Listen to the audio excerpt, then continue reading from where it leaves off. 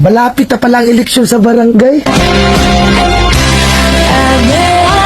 Marami na naman tayo makakasalubong na tao na bigla ka na lang ngingitian kapag nakita ka sa daanan.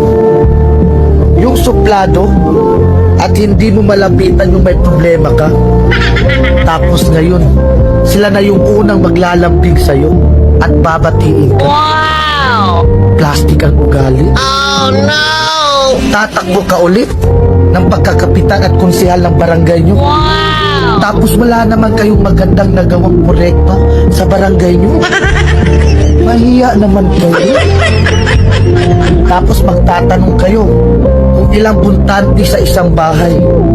Pero nung panahon ng pandemic at ayuda, isang ayuda lang sa isang bahay. Tapos kung mamalasin ka pa, wala ka pang makukuha na ayuda kapag kalaban mo pa ang tagalista. Kaya vote wisely para hindi sayang ang boto natin.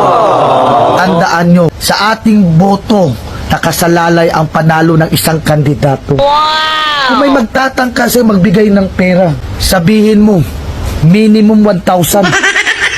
Aba, sa mahal na bilihin ngayon at bigas, hindi kasya yung 300.